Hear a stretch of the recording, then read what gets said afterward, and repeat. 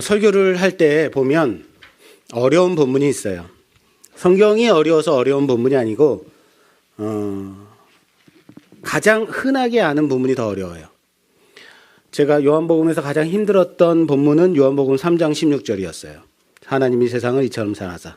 누구든지 다 아는, 누구든지 우리 주일학교 어린이들도 외우는 그런 성경 구절이잖아요. 근데 여기서 정말로 하나님의 그 마음을 전하는 것은 다 아는 성경이기 때문에, 다 아는 말씀이기 때문에 어렵더라라는 거예요. 십계명도 마찬가지입니다. 살인하지 말라. 여러분 살인하지 마세요. 도둑질하지 마세요. 거짓 증거하지 마세요. 탐내지 마세요. 더 이상 무엇을 말해야 될까? 다 아는 말씀 가운데서 말씀을 전할 때가 더 어렵더라라는 거예요. 무슨 말인지 이해되세요? 그래서 제가 지난주에 한 주간 실수를 했다라는 거예요. 무슨 실수를 했냐면 공부를 너무 많이 했어요. 이걸 내가 어떻게 전해야 되지? 여기 정말 과연 하나님의 음성, 하나님의 마음이 어디에 있지? 공부를 너무 많이 했어요. 공부를 너무 많이 하면 설교가 길어져요. 설교가 길어지면 난해해져요. 이렇게 쉬운 말씀 그냥 살인하지 마세요 하면 될 거를 내가 굳이 왜 이렇게까지 해야 되나? 이미 끝난 거죠. 그것을 깨달았을 때는 이미 토요일 설교문이 다 작성되고 딱 봤더니 내용이 너무 많은 거죠. 야, 우리 성도들 이제 다 죽었다. 여러분 그냥 오늘 포기하세요. 오늘 그냥 오늘 목사님 혼자서 이렇게 떠드는구나. 이거는 금방 끝날 일이 아니야. 그냥 체념하십시오. 예, 오늘은 좀 깁니다.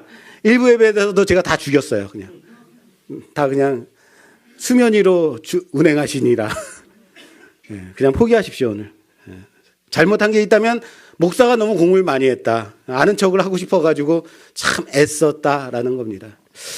자, 오늘 말씀의 제목은 십계명 파트 2라는 제목으로 하나님의 말씀 보겠습니다. 파트 1은 지난주에 봤어요. 그죠? 파트 2를 보겠습니다. 오늘은 십계명의 5번째 계명부터 해서 마지막 10번째 계명으로 십계명의 2번째 파트를 함께 보려고 합니다. 지난 시간에도 말씀드렸듯이 십계명의 앞부분 첫 번째부터 네 번째 계명은 누구에 대한 계명이라고 그랬어요? 하나님과 사람과의 관계를 위한 이것을 이제 수직적 관계라고 그러죠. 위에서부터 아래. 하나님과 사람의 수직적 관계를 지켜야 할 계명이었다면 오늘 두 번째 파트에서는 사람과 사람 사이에서 그 관계를 지키기 위한 계명. 이것은 사람과 사람은 어떤 관계라고 그러냐면 수직이 아니라 수평적 관계라고 하죠. 수평적 관계를 지키기 위한 계명을 오늘 볼 겁니다. 저는 이 5번째부터 10번째 계명을 이렇게 외웁니다. 부살간도 거탐이라고 외웁니다. 여러분 십계명 외울 때 어떻게 외우세요? 자, 5번째 뭐예요? 6번째 뭐예요? 7번째 뭐예요? 모른단 말이에요. 잘. 근데 너무 간단한 거죠? 그래서 저는 이렇게 외워요. 부살간도 거탐. 따라서 합시다. 부살간도 거탐. 이것도 못 따라해요. 벌써부터 수면으로 가신 거예요. 자, 부살간도 거탐. 부모를 공경하라. 살인하지 마라. 간음하지 마라. 부살간, 도둑질하지 마라. 거짓 증거하지 마라. 탐내지 마라. 부살간도 거탐이에요. 여러분, 부모를 공경하는 것, 살인하지 않는 것, 간음하지 말아야 할 것, 도둑질을 해야 돼요, 말아야 돼요? 하지 말아야 되죠? 예. 거짓말 하면 돼요, 안 돼요? 안 되죠? 근데 왜 거짓말해요? 남의 물건을 탐내지 말아야 되죠? 자, 이런 거 몰랐어요? 여러분 모르셨어요?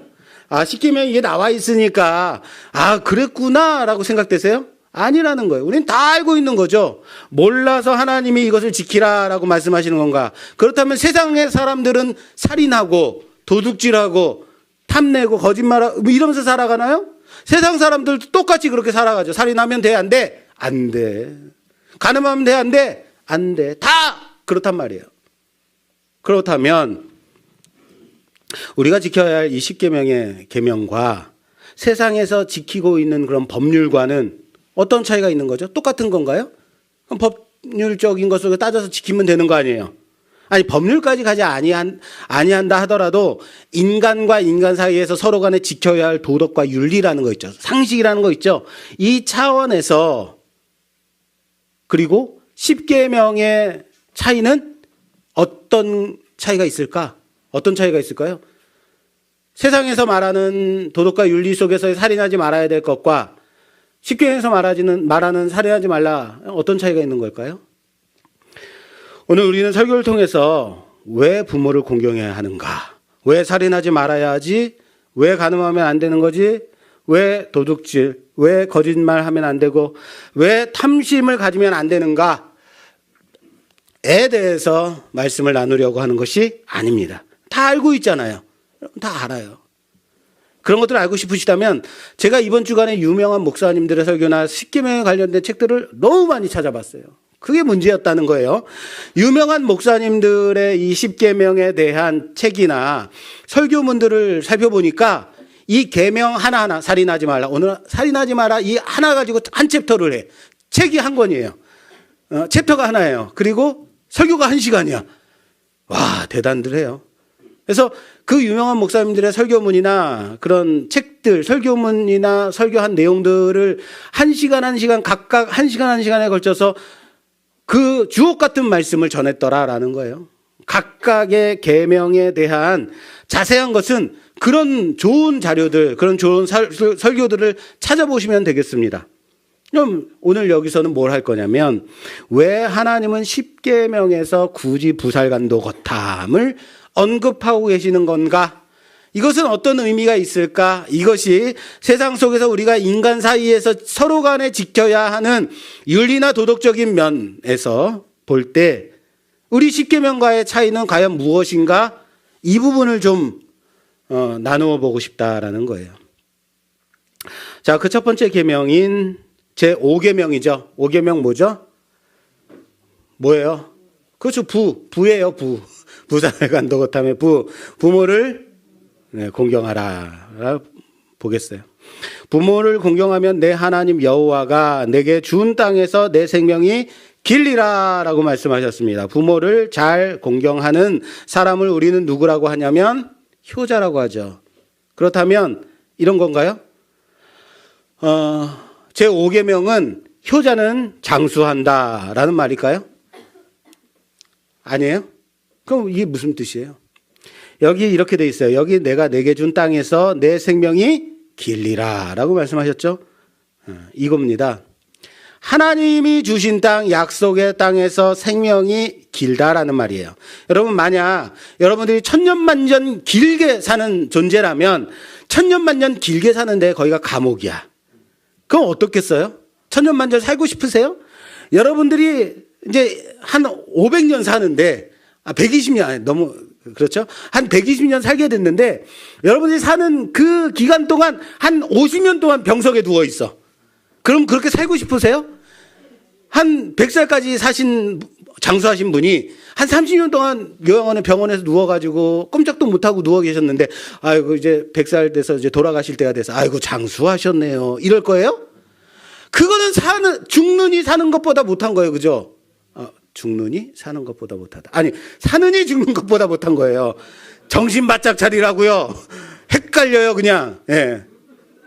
단순히 오래 사는 것을 넘어서 그 삶의 날들이 하나하나 복된 삶, 그것을 말하는 거예요. 그냥 오래 사는, 장수하는 것을 말하는 게 아니라고요. 이거예요. 오래 산다는 히브리적 표현은요, 단지 기계적 문자적으로 장수한다는 뜻이 아니에요. 잠언서 보면은 오른손엔 뭐가 있고 왼손엔 뭐가 있고 막 이럴 때 장수가 있고 뭐 물질이 있고 막 이러잖아요. 여기에서 장수는요, 단순하게 오래 천년만년 산다는 얘기가 아니다라는 거예요. 그럼 뭐예요? 하나님의 축복을 충만하게 누리고 산다라는 뜻이에요.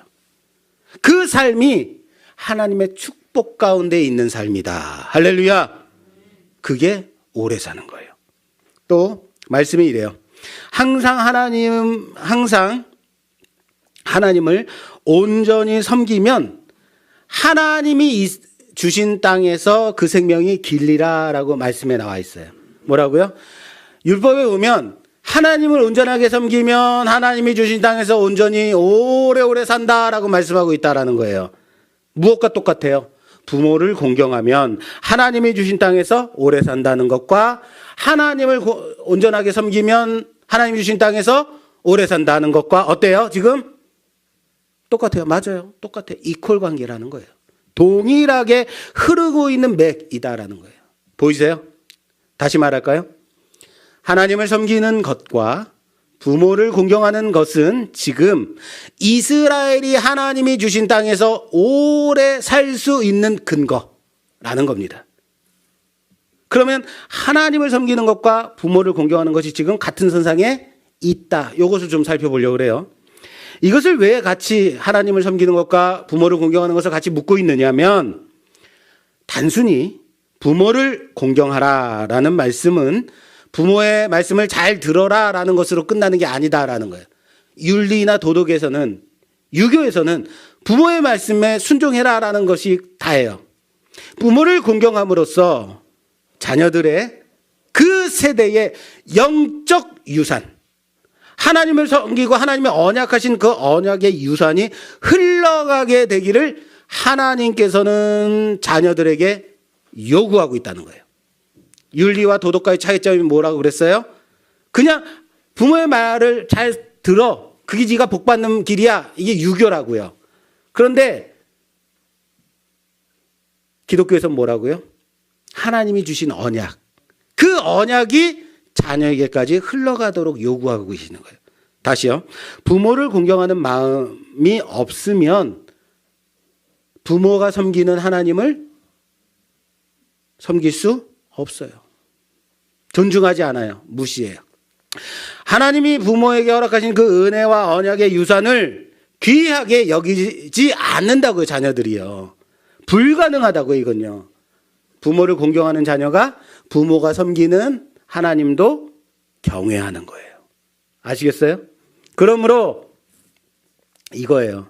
여기에서 부모를 공경하라라는 것은 유교처럼 효를 중시 여기는 것만이 아니다는, 그것을 넘어서 내 부모에게 베풀어, 너의 부모에게 베풀어 주신 그 하나님의 은혜와 언약을 자녀된 자들이 그 부모를 통해서 순종하고 그 언약을 이어받기를 말씀하고 있다는 사실을 믿으시길 바랍니다. 자, 이것은 유교가 아닙니다.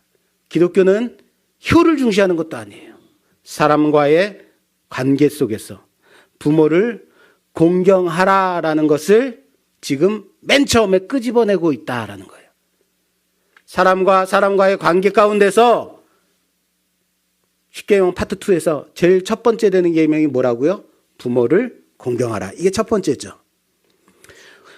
우리가 하나님과 사람과의 관계를 뭐라고 한다고요? 어떤 관계다? 수직적 관계에서 이해를 해요. 사람과 사람과의 관계는 어떤 관계다? 수평적 관계에서 이해를 해요. 그래서 하나님과의 관계 수직, 사람과의 관계 수평. 그래서 뭐가 그려져요? 십자가가 그려지는 거예요. 그런데 오늘 그 수평적 관계, 사람과 사람과의 관계인 수평적 관계의 계명을 보는데 그 첫 번째 계명이 부모를 공경하라라는 계명이라는 거예요. 바로 여기에요. 사람과 사람 사이의 수평적 관계에 그 계명을 시작하는데 부모를 공경하라라는 계명을 가지고 나오는 이유가 바로 이거예요. 뭐예요? 사람과 사람과의 관계에서도 모든 게 다 수평의 관계가 아니라 수직적 관계가 있다라는 거예요. 그게 뭐예요? 부모와 자식과의 관계. 사람과 사람과의 관계는 언제나 수평적인 관계 속에서 이루어져요. 아무리 나를 고용한 고용주고 내가 노동자라 할지라도 인간과 인간 사이에서는 수평이라고요. 내가 돈이 많다고 해서 수직적인 관계로 가져가면 된다, 안 된다? 안 되는 거예요. 그러나 부모와 자식과의 관계는 뭐예요? 수직이에요. 인간과 인간이지만 그럼에도 불구하고 수직적 관계예요.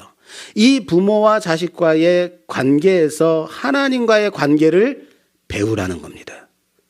왜 부모를 공경해야 하냐면 부모는 이 땅에서 자식을 존재시키는 근거기 때문에 그래요.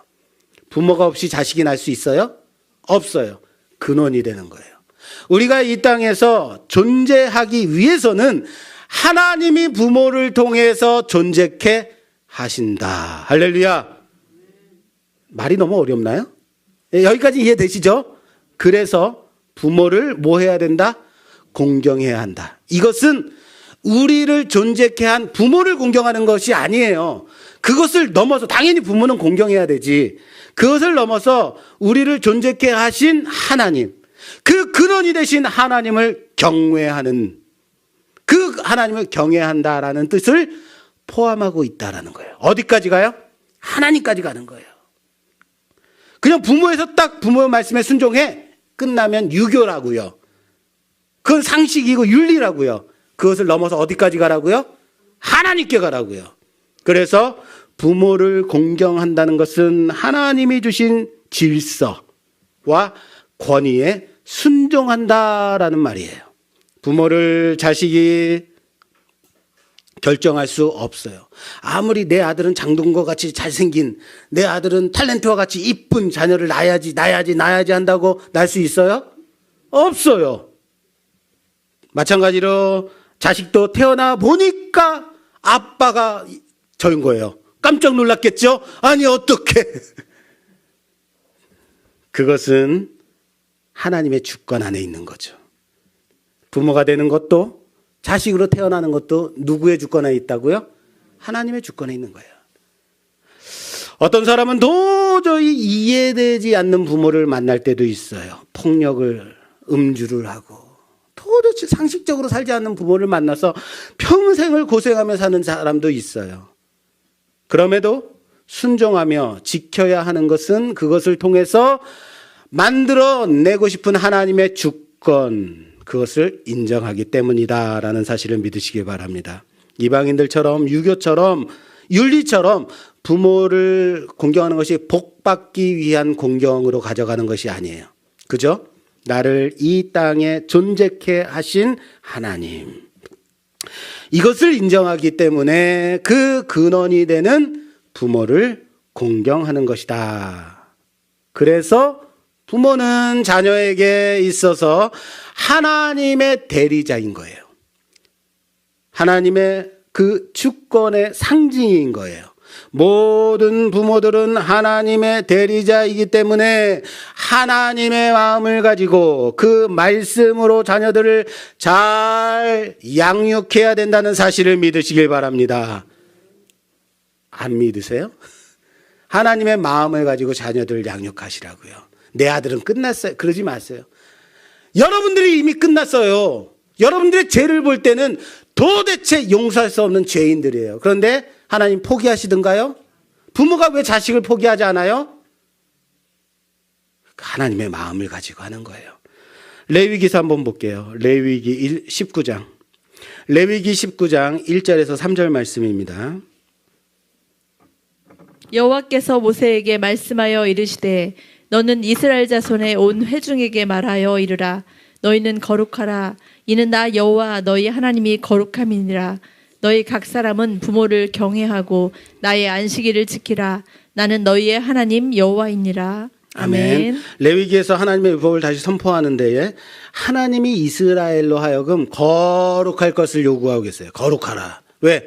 하나님이 거룩하기 때문에 너희도 거룩해라 라고 말씀하시는데, 거룩해지기 위한 방법이 그 아래 뭐예요? 그 말씀이 뭐예요? 부모를 공경하고 나의 안식일을 지키라. 자, 따라서 합시다. 부모를 공경하고 나의 안식일을 지키라 라고 말씀하세요. 네. 자, 우리는 지난 시간에 봤어요. 십계명 파트 1 봤죠? 안식일을 지키라라는 것은 몇 번째 계명이에요? 세상에. 이거 기억 안 나세요? 안식일을 거룩히 지키라. 4번째 계명이에요. 부모를 공경하라는 것은 몇 번째 계명이에요? 그렇죠. 5번째 지금 하고 있으니까. 자, 부모를 이렇게 돼 있어요. 지금 부모를 공경하고 안식일을 거룩하게 지켜라 라고 말씀하세요. 뭐가 이상하지 않아요? 바뀌었죠. 네. 너희는 거룩해라 라고 말씀하시면서 10계명을 말씀하실 거라면 뭐가 제일 먼저 나가야 돼요? 나 외에 다른 신을 내게 있게, 나 외에 다른 신들을 내게 두지 말라라고 첫 번째 계명을 가지고 와야 되는 거예요.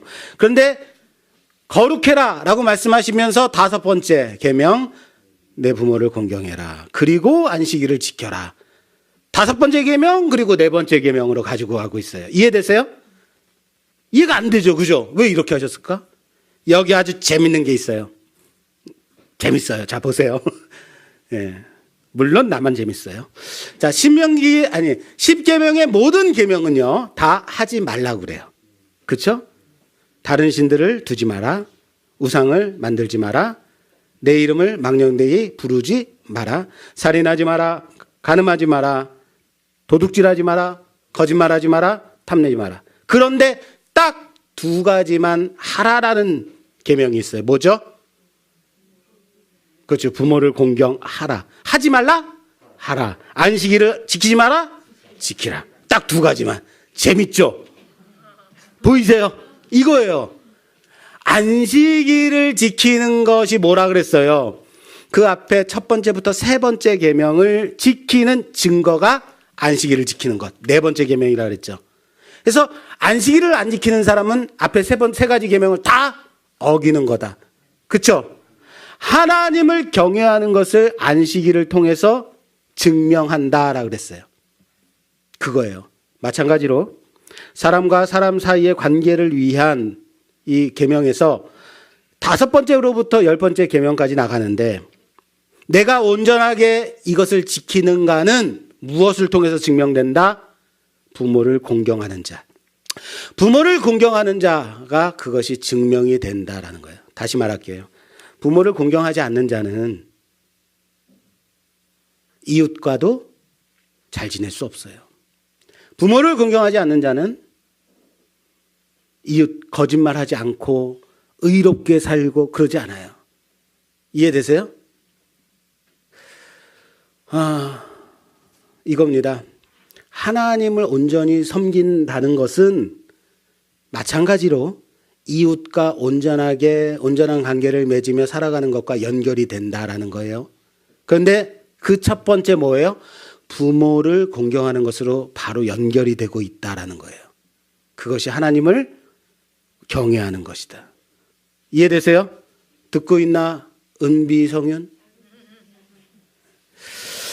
자,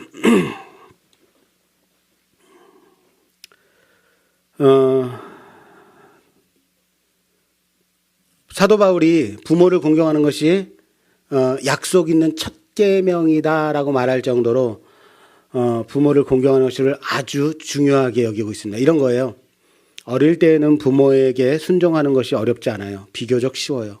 왜? 말 안 들으면 혼나니까. 그리고 부모 의존적이잖아요. 아직은 독립하지 않았으니까.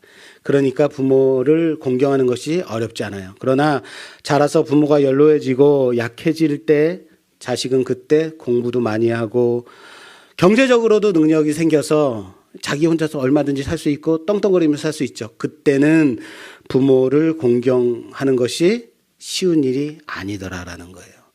아버지는 그냥 내 말 하는 대로 그냥 계세요. 엄마는 그냥 좀 상관 좀 하지 마요. 어린아이가 이래요? 아니에요. 머리 큰 애들이 하는 거죠. 그래 언제나 내가 힘든 거예요. 내가 머리가 커가지고. 자, 부모를 공경하는 그러므로 하나님을 경외하는 자로 세워지기를 주님의 이름으로 부탁합니다. 자, 6번째 계명이 뭐죠? 살인하지 말라라는 겁니다. 살인하지 말아야 되는 것은 당연한 거죠. 살인에는 2가지가 있습니다. 자살과 타살이 포함된 의미가 있어요. 자, 일단 살인한다는 것은 생명의 주인 되신 하나님께 도전하는 행위다. 자, 살인한다는 것은 하나님을 도전하는 거예요. 왜? 그 생명이 누구에게 있다? 하나님께 있는 걸 우리는 인정해요. 고백해요. 그런데 사람을 죽여요. 그 생명을 빼앗아. 그러면 그 생명의 주인인 하나님을 공격하는 거예요. 다시요. 하나님이 주신 생명이 이 땅에서 안식하며 살아야 되는 것은 권리예요. 인간의 권리. 다른 사람의 생명을 죽인다는 것은요, 그 사람이 하나님께 누릴 그 삶을 파괴하는 것이다. 그래서 하나님께 도전하는 것이다라는 거예요. 말을 좀 어렵게 하는 거예요, 지금 일부러. 유식해 보이게. 자, 인간의 생명이 왜 귀중한지 아세요? 인간의 생명이 왜 귀중한지 아세요? 뭐라고요? 하나님의? 하나님의라는 단어가 나온다는 것은, 예, 우리가 보통 물어볼 때 하나님, 예수님, 성령님 하면 다 맞아요, 교회는. 예. 하나님의 소유니까. 가장 중요한 게 그거예요. 하나님의 형상을 입은 자이기 때문에 그래요. 일반적으로 세상에서의 법은 살인하지 말라는 것은 남의 목숨을 그냥 빼앗으면 안 돼라는 거예요. 그러나 세상의 법과 우리 기독교가 다른 건 뭐예요? 우리의 생명은, 우리의 모습은 누구를 닮았다? 하나님의 형상이라는 거예요. 이것이 제일 중요한 부분인 거예요. 하나님의 형상이 피조물 안에 들어있는 그 모습인 거예요. 피조물 자신이 하나님의 형상이라는 건 아니에요. 하나님께 있는 것, 하나님의 형상이 내 안에 들어와서 하나님의 모습으로 만들어진 거죠. 보여지는 모습으로. 인간의 생명은 하나님의 영광을 찬미하라고, 찬송하라고 하나님에 의해서 인간에게 주어졌어요. 왜 우리를 창조하셨냐면 하나님을 찬양하라고요. 이것이 인간 창조의 목적이라고요. 그렇기 때문에 이 생명을 빼앗는다는 것은 하나님의 영광을 도적질하는 거죠. 왜? 생명을 빼앗음으로 더 이상 찬양할 수 없잖아요. 그죠? 그러니까 하나님의 영광을 도적질하는 거죠. 살인하는 것은 하나님의 주권에 대한 도전이다. 그냥 사람의 생명을 빼앗는 것뿐만 아니라 하나님을 도전하는 거예요. 생명이 하나님께 있음을 무시하는 거죠. 너의 생명을 빼앗는 건 내 손에 있어. 얼마나 교만한 거예요. 타살은 그렇다 치고 자살은 어떨까요? 자살하는 것 또한 그래요. 살인과 마찬가지입니다. 내 생명을 내가 끊는 거, 이거 내 생명이니까 라는 마음이 들어있기 때문에 자살하는 거예요. 내 생명, 이 생명조차도 누구께 있다는 거예요? 하나님 거라 그랬잖아요. 생명은 하나님 것인데 나의 생명을 내가 끊어. 하나님께 도전하는 것 똑같아요. 부모를 공경하는 것이 우리의 근원이듯이 하나님께 있는 그 하나님의 주권인 그 생명을 빼앗는 것은 우리의 근원이 되시는 하나님께 도전하는 것이다. 그래서 안 되는 거예요. 그냥 쉽게 사람 죽이면 안 돼요. 이렇게 끝낼 수 있어요. 그러나 기독교에서는 그것을 왜 심각하게 받아들이고 있냐. 이거 좀 보시라고요. 다음 7번째 뭐죠? 부살, 간음하지 마라. 간음. 자, 여기서의 간음은요. 부부 사이에서 다른 상대와 성적 관계를 갖는 것을 가리켜서 간음이라. 여기서의 간음이란 단어가요. 그럼 다른 성적 타락이나 뭐 결혼하기 전엔 상관없겠네요. 율법에서는요. 하나님은 부부 관계뿐만 아니라 모든 성적 타락까지도 다 범죄로 말씀해요. 잘못된 게 맞아요. 그러나 특별히 십계명에서의 간음이라는 이 단어가 부부가 아닌 다른 사람과의 성적 관계를 하지 마라라는 부분, 그 단어를 사용하고 있다는 거예요. 왜 굳이 이 단어를 썼을까? 간음이라는 것이 다른 부부간이 아닌 다른 사람과의 관계를 왜 그 관계 속에서의 단어를 왜 썼을까? 자, 보통 다른 성관계는요, 성적인 욕구나 쾌락을 위해서 성적 타락을 통해서 하게 되는 거죠. 그러나 부부가 아닌 다른 사람과의 성관계를 할 때는요, 일반적인 성적 타락에서 한 가지 더 추가되는 게 있어요. 그게 뭔지 아세요? 거기에는요, 부부 사이에 배신이 들어가요. 배신이에요. 왜요? 남편이 아닌 다른 여자와, 남편이 아내가 아닌 다른 여자와 성관계를 한다면 아내를 뭐 하는 거예요? 배신하는 거예요. 그죠? 아내도 남편이 아는 다른 남자와 성관계를 갖는다라고 하는 것은 뭐예요? 그죠?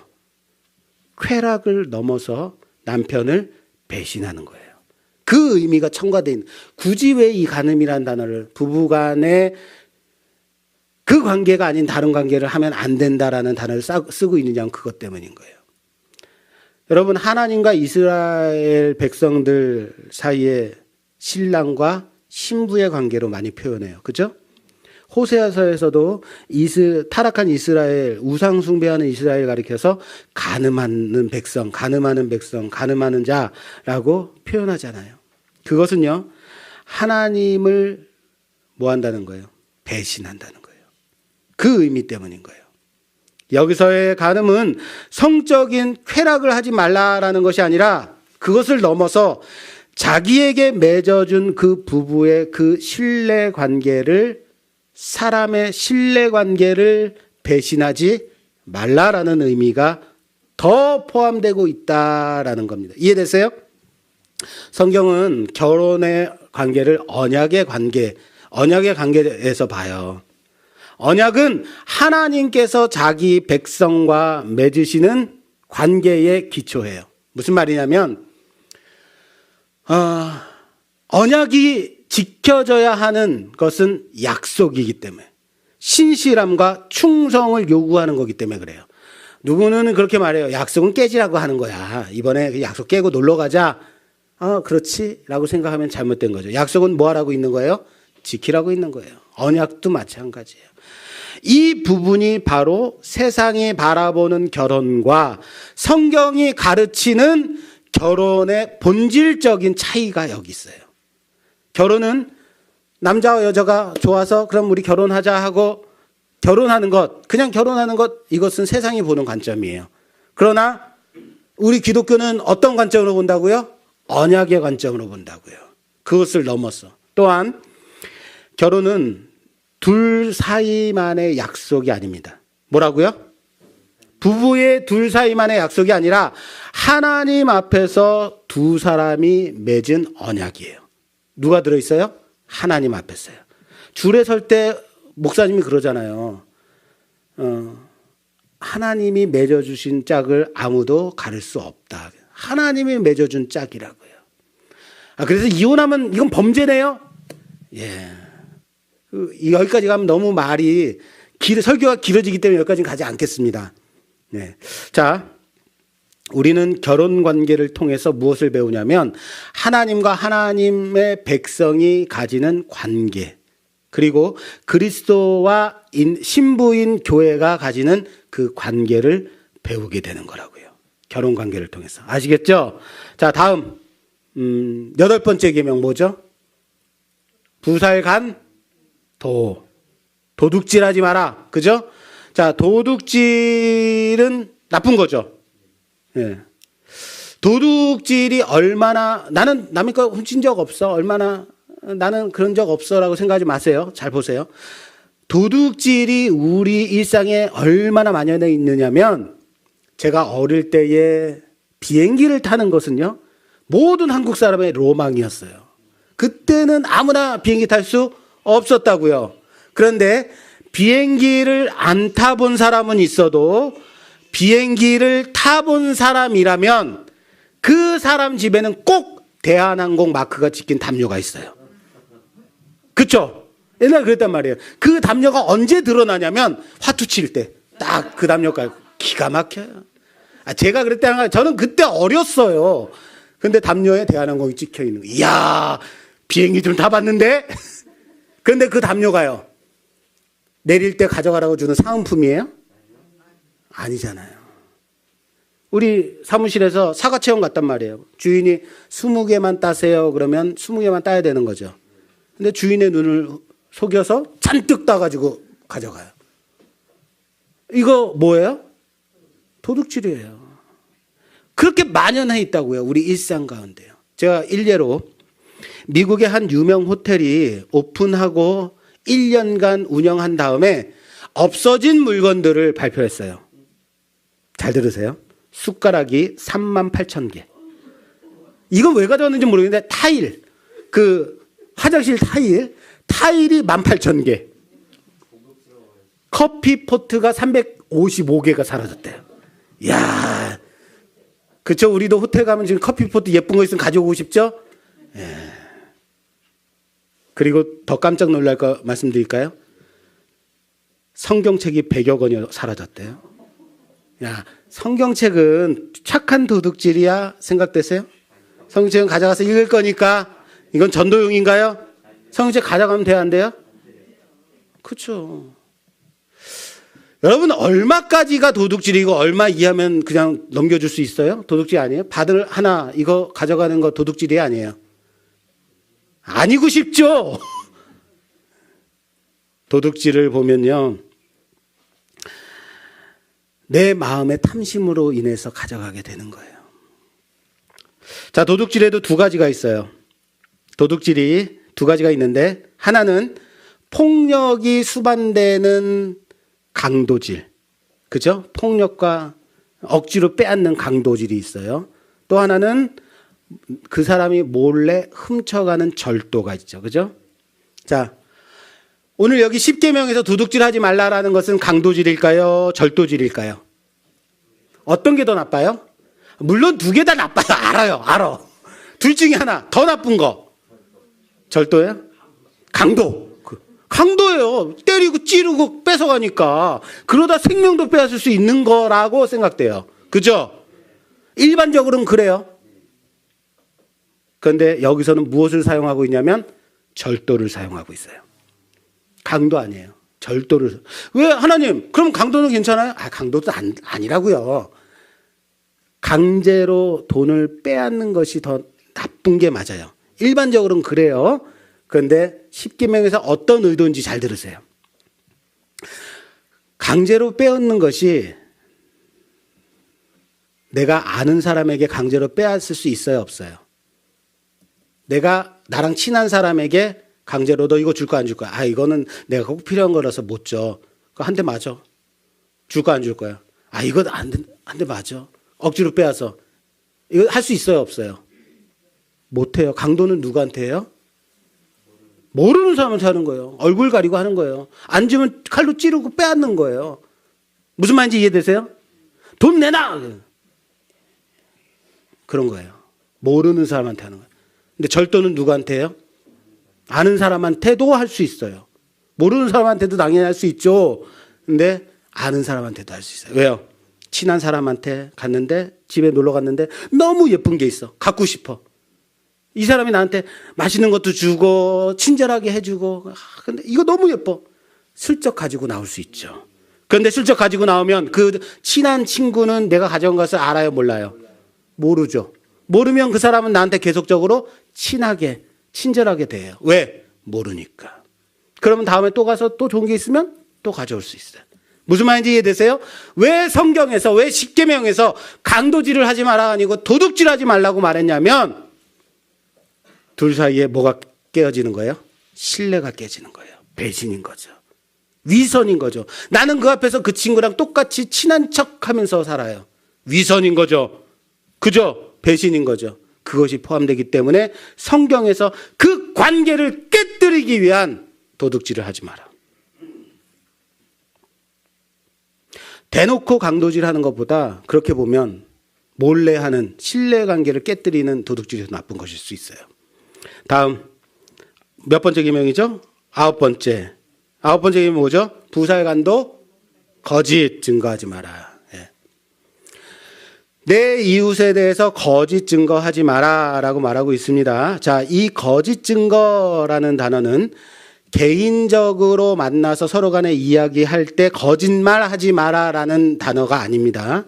법정이나 공식적인 자리에서 사실을 왜곡시키는 거짓 증언을 하지 말라는 거예요. 거짓 증언하지 말라는 거예요. 이 말은요, 물론 개인적 관계에서 만나서 거짓말 해도 된다라는 것이 아니에요. 거짓말 해도, 그럼 공식적인 자리에서만 거짓말하지 않고 개인적으로는 거짓말해도 되네, 이거 아닙니다. 개인적으로도 절대 거짓말하면 안 되는 것이겠죠. 그런데 특별히 10계명에서는 무엇을 사용했다고요? 공식적인 자리에서 거짓 증언하지 말라는 거예요. 여기 10계명에서는 왜 특별히 이 공적인 자리에서 거짓 증언하지 말라라는 단어를 사용하고 있을까? 개인적인 자리에서 거짓말을 하면 그곳에서만 영향을 끼치고 말아요. 문제가 되고 끝나요. 그러나 법적인 자리에, 공적인 자리에서 거짓 증언을 하게 되면 진실을 밝혀야 하는 자리가 진실이 왜곡되는 거예요. 깨지게 되는 거예요. 거짓이 이기게 되는 거예요. 무슨 말인지 이해되세요?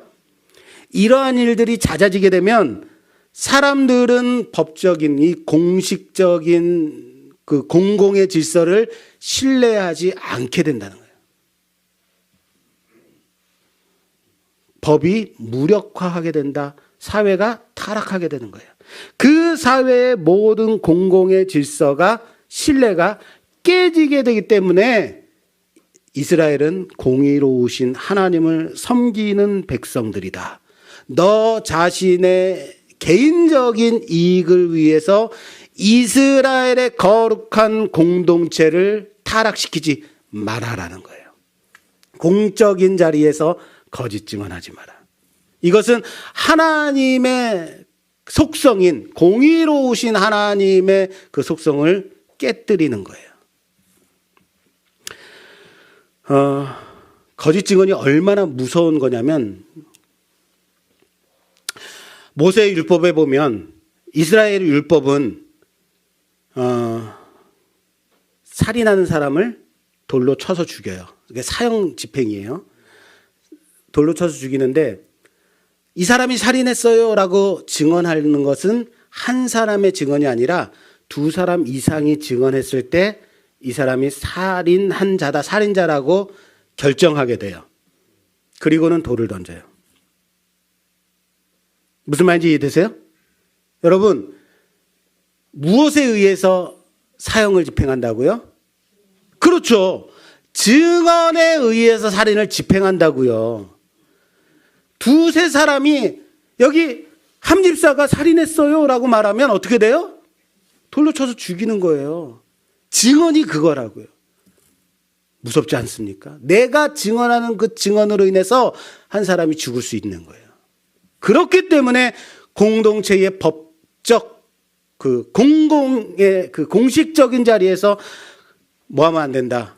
거짓 증언하면 안 된다는 거예요. 이스라엘 중에 이방신을 섬긴다는 말이 이제 들었을 때 율법에서 뭐라고 하냐면 이방신을 섬기는 사람들을 조사해라 라고 돼 있어요. 자, 그거 찾아볼게요.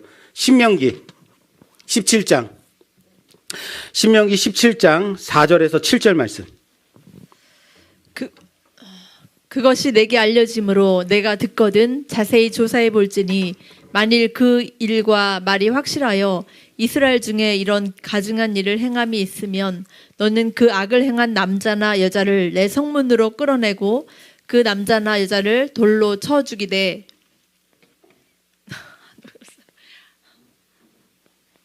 죽일 자를 두 사람이나 세 사람의 증언으로 죽일 것이요 한 사람의 증언으로는 죽이지 말 것이며 이런 자를 죽이기 위하여는 증인이 먼저 그에게 손을 댄 후에 무 백성이 손을 댈지니라. 아멘. 너는 이와 같이 하여 너희 중에서 악을 제할지니라. 자, 아멘.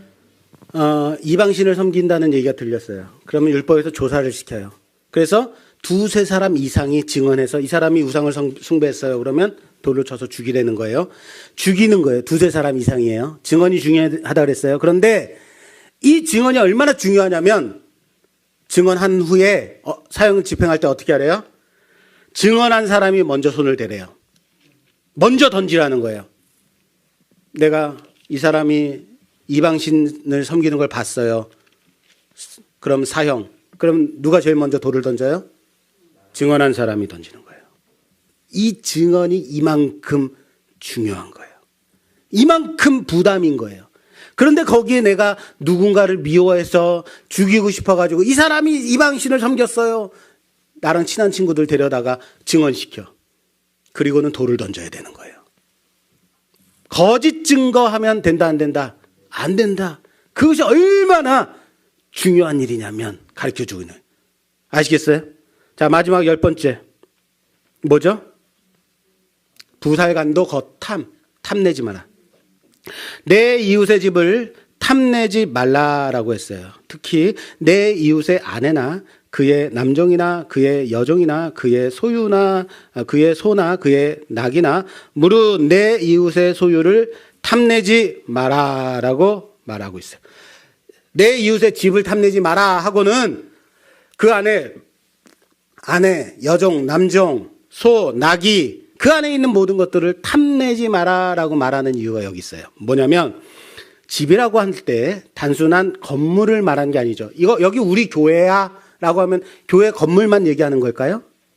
우리 집 하면 건물만 얘기하는 게 아니라 어디까지? 그 안에 들어있는 모든 것들의 소유권이 누구에게 있다? 내게 있다라는 거예요. 여기 우리 집이야 했던 친구가 들어와서 그 안에서 좋은 거 있으니까 막 금두꺼비 가져가고 좋은 거 있으면 다 가져가. 이거 왜 가져가? 집이 네 거라며. 이거는 네 거 아니잖아.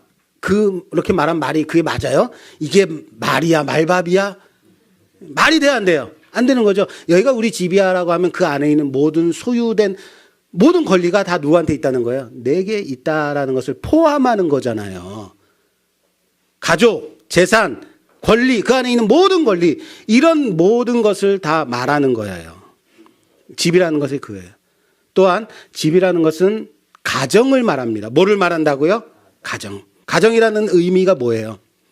집이라는 것은 그 집에 들어가서 가정을 이루고, 가정은 쉬고 안식하는, 회복하는 곳이죠. 그것을 다 포함하고 있죠. 내 이웃의 집이라고 할 때 하나님이 그 사람에게 허락하신 최소한의 쉴 수 있는 가정을 말하는 거예요. 하나님이 인간에게 주신 가장 기본적인 소유권과 쉼의 터전을 지켜주시겠다라는 거예요. 하나님이 어떤 사람에게 쉼을 주기 위해서 주신 최소한의 단위가 뭐예요? 가정이에요. 가정. 그것을 말하는 거예요. 내가 사업을 하다가 부도가 났어요. 그런데 집이 아직 남아있어. 그렇다면 회복할 수 있는 거죠. 그런데 집까지 날아갔으면 집만 날아가는 게 아니고 뭐가 해체가 돼요? 가정이 해체되잖아요. 그곳에 내 가족이 거할 곳이 없게 되면 다 한 사람은 고시원 가야 되고, 한 사람은 친구네 집 가야 되고, 한 사람은 노숙해야 되고, 뭐가 깨져요? 가정이 깨지게 되는 거예요. 그 말이에요. 그런데 하나님이 한 가정에게 주신 최소한의 소유물과 권리에 대해서 파괴하지 마라 이거예요. 탐내지 마라. 그 집을 탐하지 말라라는 의미는 바로 그겁니다. 자, 그래서 우리는 지금까지 제5계명부터 10번째 계명까지 살펴봤습니다. 그렇다면 자, 오늘 제가 질문 하나 할게요. 왜 10계명의 순서가 부살간도 거탐의 순서일까? 왜 부모를 공경하라, 살인하지 마라, 간음하지 마라, 도둑질하지 마라, 거짓 증거하지 마라, 탐내지 마라. 왜 이 순서일까요? 뭐요? 센 거부터. 그렇죠. 살인하지 마라. 이거 하지 말아야지. 누구나 다 공감하는 것부터 해서 살인, 간음 이런 식으로 내려간 것일까? 그게 일반적인 법칙인 거예요. 일반적인 법칙으로 볼 때는 센 것부터 약한 것으로 가는 것처럼 보여요. 잘 보세요. 우선은 여러분 부모를 공경하라 그러면 에이, 나는 그건 못해요. 라는 사람 있어요, 없어요? 다들 공감해요. 부모는 공경해야 돼. 그렇지. 당연히 부모는 공경해야 돼. 내가 그렇게 하지 못한다 하더라도 그렇게 동의해요. 살인하지 마라 라고 한다면 그렇지. 살인하면 안 되지. 나는 살인하지 않았으니까. 나는 당당해 라고 말할 수 있어요. 그렇죠? 간음하지 마라. 간음하면 그건 당연히 안 되는 거지 라고 생각된단 말이에요. 도둑질하지 마라. 거기서부터 어떻게 돼요, 우리는? 어렸을 때 내가 친구의 장난감을 하나 훔쳤는데 부터 생각이 나기 시작하고, 거짓 증거하지 마라 그러면 거짓말한 것에 대해서는 조금씩 어려워지기 시작해요. 그러다가 어디까지 가요? 탐내지 마라. 탐심까지 내려갔을 때 행위가 아닌 마음의 상태까지 지금 짚고 있게 된다라는 거예요. 뭐예요? 탐심. 탐하는 생각, 마음인 거죠. 그런 생각조차 하지 말라라고 할 때 적어도 살인은 안 했어. 간음은 안 했어. 그렇게 생각될 수는 있어도 마지막까지 오면 어떻게 돼요? 흔들리기 시작하는 거예요. 그거는 쉽지 않은데 일반적인 면에서 살인이 가장 센 거라 그랬어요. 그죠? 아니에요. 탐심이 가장 센 거예요. 보세요. 탐심이 있기 때문에 사람을 죽일 수 있는 거예요. 그렇죠? 탐심 때문에 도둑질하는 거예요. 탐심 때문에 남의 아내를 취하는 거예요. 탐심 때문에 거짓 증거하는 거예요. 그렇죠? 가장 센 게 뭐예요? 탐심이에요. 제가 탐심에 대해서 할 말이 참 많은데, 자, 골로새서 볼게요. 골로새서 3장 5절. 그러므로 땅에 있는 지체를 죽이라. 곧 음란과 부정과 사욕과 악한 정욕과 탐심이니 탐심은 우상 숭배니라. 아멘. 아멘. 자, 따라서 합시다. 탐심은 우상 숭배니라. 닭살이 딱 돋지 않습니까? 탐심이 우상 숭배라고요. 우상 숭배는 10계명의 시작인 나 외에 다른 신들을 두지 말라. 제1계명이죠. 이걸 어기는 거죠. 그런데 그게 뭐래요? 탐심이래요. 10번째 계명이에요. 구조가 보이세요? 첫 번째 우상 숭배하지 마라. 마지막 절도 마지막 계명도 우상 숭배하지 말라는 거예요. 첫 번째와 마지막 계명으로 두 번째부터 9번째 계명을 감싸고 있는 구조예요. 10계명이. 여러분, 일반적으로 10계명을 하나님과의 관계, 사람과의 관계로 딱 끊고 말아요. 그 이상으로 가셔야 돼요. 하나님과의 관계에서 우상 숭배를 하지 말아야 한다. 당연해요. 마찬가지로 사람과의 관계 속에서도 탐심으로 인한 우상 숭배하지 말라는 거예요. 우상 숭배가 왜 하게 되냐면 사람과의 관계도 깨지게 되고, 우상 숭배 왜 하게 되냐면 탐심으로 인한 우상 숭배가 왜 하나님과의 관계도 깨지게 되는 거예요. 그게 같은 거라는 거예요. 결론적으로 말씀드릴까요? 10계명의 파트 1은 하나님과의 수직적 관계에서 그 관계를 지키기 위한 계명이다라고 했죠. 파트 2, 오늘 말씀은 사람과 사람 사이 수평적 관계에서 그 관계를 지키기 위한 계명이라고 했어요. 여기까지 가면 일반적으로 보는 거예요. 한 걸음 더 가야 돼요. 제1계명 하나님만을 섬길 것을 말씀하심과 마찬가지의 계명이 탐심인 거예요. 탐심을 통한 우상숭배를 하지 마라. 우상숭배하지 말아야 될 것, 탐심을 하지 말아야 될 것을 가르치시면서 수직적, 수평적 관계, 모두 이 모든 관계 속에서 가장 중요한 것이 뭐냐? 우상숭배하지 말아야 돼. 하나님을 온전하게 섬겨야 되는 것이다 라는 거예요. 다시요. 가장 중요한 율법이 마음을 다하고 뜻을 다하고 목숨을 다하여 내 하나님 여호와를 사랑하라. 할렐루야. 그러나 그와 같은 또 하나의 계명이 있어요. 내 이웃을 내 자신과 같이 사랑하라. 이게 같은 거라고요. 맨 앞과 맨 뒤가 똑같은 계명이에요. 이해되세요? 무슨 말인지? 바로 그것이 10계명인 거예요. 그것이 세상에서 가르치는 윤리와 도덕과 계명의 차이가 바로 그거예요. 오늘 말씀을 보면서 여러분들은 어떤 것을 느끼십니까? 사람과의 관계 속에서 지켜야 할 계명들 속에서 하나님께서 가장 중요하게 여러분들에게 가르치고자 하는 그것이 보이십니까? 그게 뭐예요? 공동체를, 신뢰를 깨뜨리면 안 된다. 그 믿음을 깨뜨리면 안 된다. 배신하면 안 된다.